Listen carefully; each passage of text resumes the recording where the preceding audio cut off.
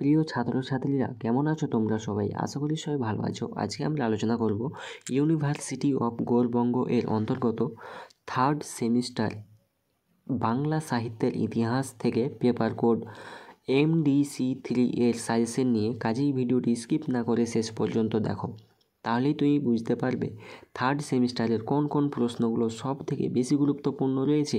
আমাদের এই চ্যানেলে নতুন হয়ে থাকলে চ্যানেলটিকে অবশ্যই সাবস্ক্রাইব করে পাশে থাকবে, যাতে করে এই ধরনের সাজেশন সংক্রান্ত ভিডিও সবার আগে তোমার কাছে পৌঁছয়। বেশি কথা না বাড়িয়ে আজকের এই টপিক শুরু করি। তো আজকে আমরা যে বিষয়টি নিয়ে আলোচনা করব, ইউনিভার্সিটি অফ গৌড়বঙ্গ এর থার্ড সেমিস্টার এক্সাম এর বাংলা ব্যতীত অন্য বিভাগের শিক্ষার্থীদের জন্য, অর্থাৎ যাদের বাংলা মেজর রয়েছে তাদের জন্য কিন্তু এই সাজেশনটি একদমই না, ঠিক আছে।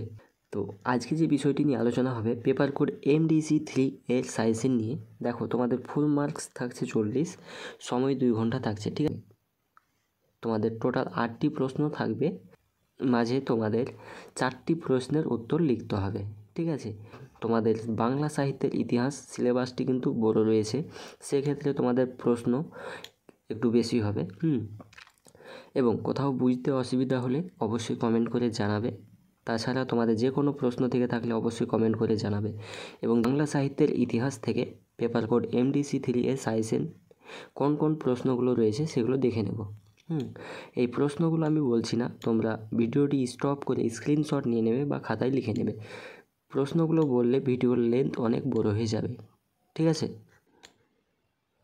দেখো, তোমাদের সব থেকে বেশি গুরুত্বপূর্ণ রয়েছে 1 দাগের প্রশ্নটি, তারপরে 2 নম্বর দাগের প্রশ্নটি, ঠিক আছে, তারপরে 3 নম্বর দাগের প্রশ্নটি, তারপরে 4 নম্বর, তারপরে 5 নম্বর, ঠিক আছে, তারপরে 6 নম্বর, তারপরে রয়েছে 7 নম্বর, তারপরে রয়েছে 8 নম্বর, তারপরে দেখো 9 নম্বর দাগের, তারপরে 10 নম্বর। অর্থাৎ তোমাদের 1 দাগ নম্বর থেকে 10 দাগ নম্বর পর্যন্ত প্রশ্নটি সব থেকে বেশি গুরুত্বপূর্ণ রয়েছে। কাজেই তোমাদের এই 10টি প্রশ্ন খুব ভালো করে পড়ে নিতে হবে। তারপরে তোমাদের দেখো, এই 8টি প্রশ্ন তোমাদের অতিরিক্ত প্রশ্ন হিসাবে দেওয়া হয়েছে, তোমরা চাইলে এই 8টি প্রশ্ন পড়ে নিতে পারো।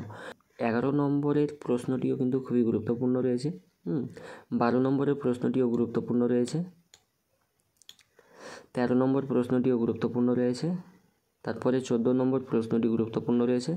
তারপরে 15, তারপরে রয়েছে 16 নম্বর, তারপরে 17 নম্বর, তারপরে 18 নম্বর, ঠিক আছে। টোটাল তোমাদের পরীক্ষায় প্রশ্ন থাকবে 8টি।